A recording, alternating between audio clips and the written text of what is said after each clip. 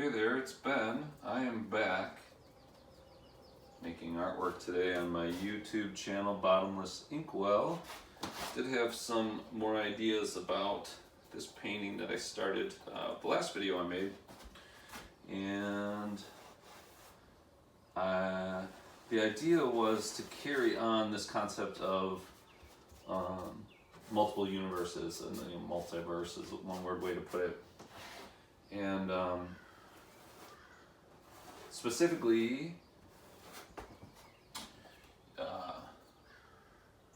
related to this image, this painting, is the idea that, you know, if you've studied this or you've even heard anybody talking about it, there's more than one universe. So the idea that we have a universe has planets in it, has suns and stars in it, but then that there's more than one of these universes. And one concept is that they're shaped sort of like cells within a body, which is what I'm actually kind of putting right here, delineating some cells. So each cell is like its own universe, right? And in one theory, scientists propose that every choice that we make will actually, whether we make it or not, every possible choice everywhere exists in the universe.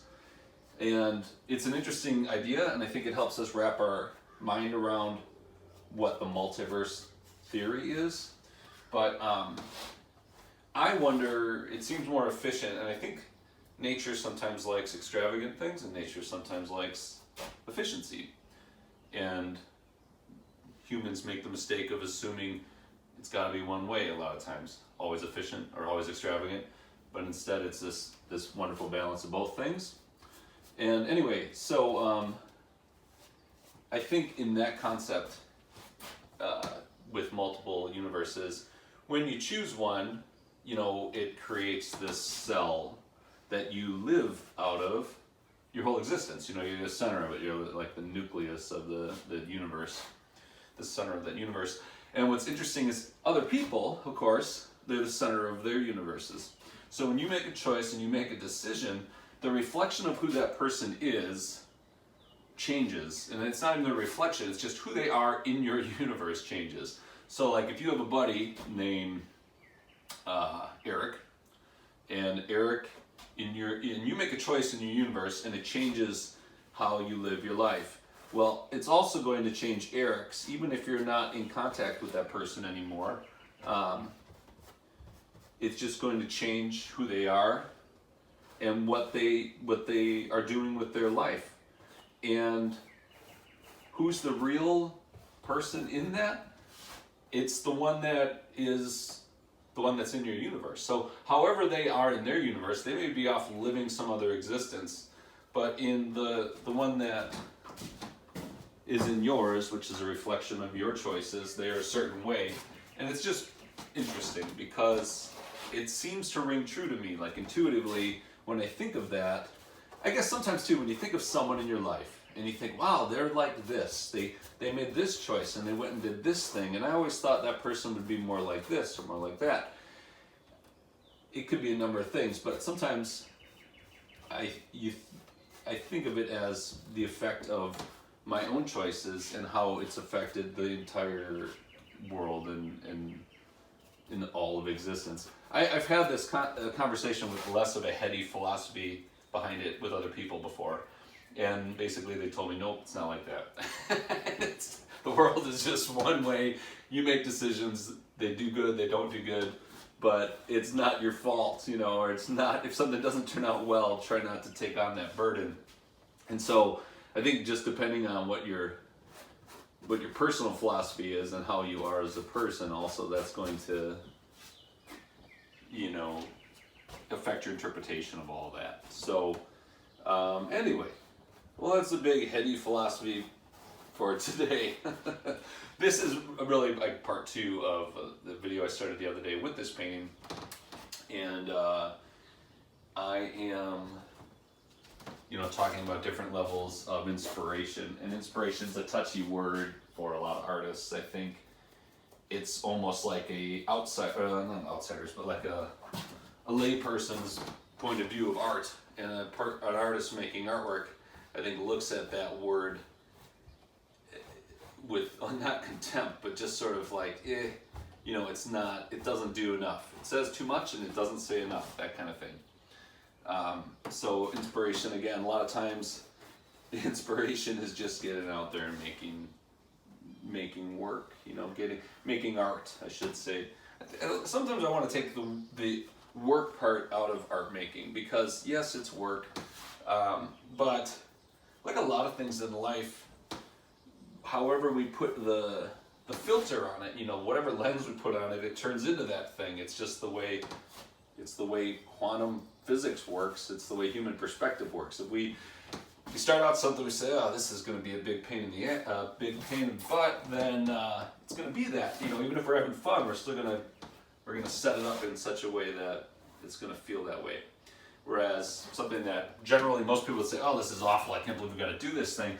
And if you can somehow genuinely turn on a piece of you that says, you know, I know everybody else would say this is going to be a lot of work and no fun and blah, blah, blah, but I'm just going to appreciate breathing and living and being here right now. And even this thing that somebody else would categorize as not being very enjoyable, I am going to find some joy in it for this moment. And there are a lot of things in life where I think that's next to impossible to do. But, you know, it's good to know that that's there. I think that that's a realistic part of taking on life in a good, authentic way. Not necessarily talking to a friend about positivity. I mean, it's great to be positive, but again, there's excess even in that. You know, sometimes you can have a great experience without positivity. you can feel other feelings, and they're not necessarily going to be positive. They may be negative. They may be sad. You know, you got to have kind of both pieces there. So, what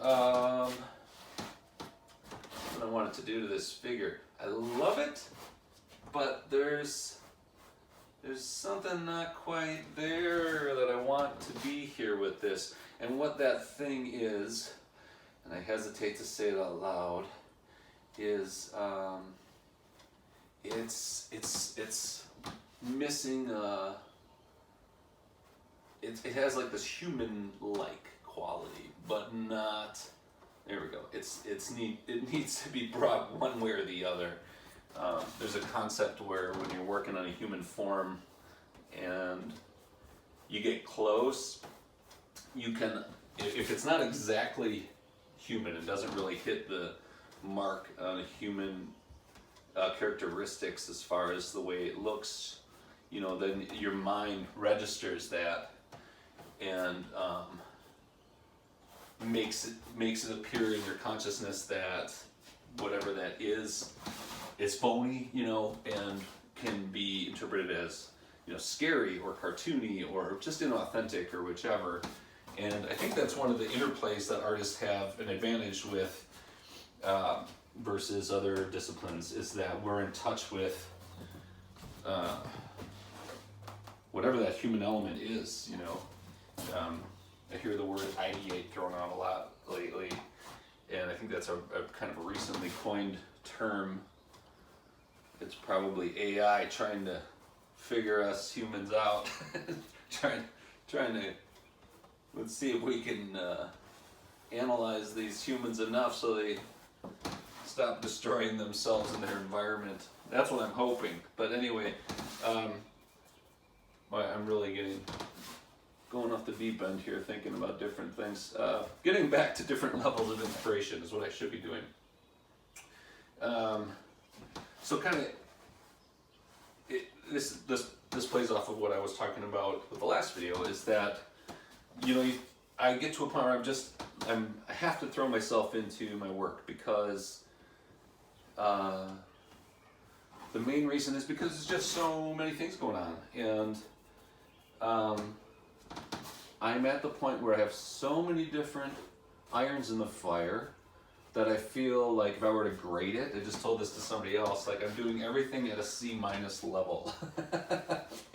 You know, I think a great teacher doesn't even grade anything, but just as a general concept, I think it's sort of a funny thing. Like, you know, maybe a lot of us feel that way. I know I certainly feel that way. Oftentimes, I'm trying to accomplish things. You know, just trying to pay the bills. You know, make sure my children get what they need. Make sure that my mortgage lender gets what they need. And then make sure I'm filling my spirit up somewhere in between there with you know, whatever my spirit has for an appetite. I want to. That's really the best part, you know, because I mean, if you're doing that, you're filling up that appetite. All the other parts, you hope, would fall into place. You know, it's an exciting time to be alive, I think, but also with that, there are those of us who've lived through these changes. Some people are just kind of born into this new internet way of living where things like passive income are very exciting for people because it looks like this, you know, the grind of living could possibly be balanced out a little better among people. And I hope that that's the case. I hope that that works out. You know, in an egalitarian way for people, and for you know, for people who struggled too. I mean, we want everybody to have a good life, of course, everywhere. That's kind of the goal, right? Without sounding too idealistic. And if you're one of those people who has walked into a life without much struggle and you're doing really well, that's great. I think that's amazing. If you're somebody who's struggled for a long time and you're hoping to, you know, be a part of that, that's how I feel like I am. I've accomplished a lot of things, but I'm still running on gears from a life that was pre-internet. You know, I was built in such a way to work a certain way, and so for somebody like me, it's a challenge to kind of get out of that mindset. I think a lot of people are just sort of born into it, which is cool. I mean, how lucky are you that you can just, you don't have to shift out of anything because you're already there. You just sort of, you know, you can find the tools and change your life and meet your needs sort of naturally, but some of us are still trying to make that transition. I can feel that too. I'm sure everybody else can, you know, through quarantine and things, this big shift, this big change that's happened, and it's still happening, where there's a new way to do everything. Earning money, creating art, you know, just building community. It's fascinating, and I feel like I want to be able to tap into it just like a lot of people do, and I'm doing my best to explore and research different things, but I just feel like this is where I need to keep coming back to, because I look at other people's ways about the way they do things, and I think I could do it like they're doing it. I could do it like they're doing it.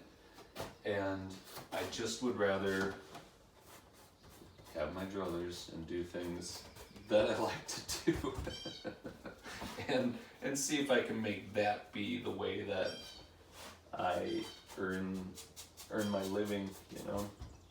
I guess that's kind of the dream, right? Like, we are living in an age where we hope we can, first of all, figure out something we enjoy doing and mostly do that. Doesn't mean we get to always do that necessarily, but mostly do that and you know, meet all our obligations while still going after the thing that gives us a lot of fulfillment and also brings a lot of fulfillment to the world, I think. So, all right, that's enough heady talk for today. This figure is still not quite where I want him or her to be, But on the way there, see that it's like you want to, if you're not going after this exact real human quality, you kind of push it the other way and go, okay, well there's going to be a hint of this human quality. Instead there's going to be something pushing in a different direction. So here again I have this figure's thought antlers or whatever they are, kind of sprouting from their head here, and then chasing their way into these cells, which are part of the multiverse, you know, part of what could change or could be a certain way, and they're forming in that certain way. So I like this, and I like it as an image. It's going in a great direction. I like the energy behind it. What I need to do now is put myself in the space of where I want to see it. This is, again, something kind of new for me to do it this way.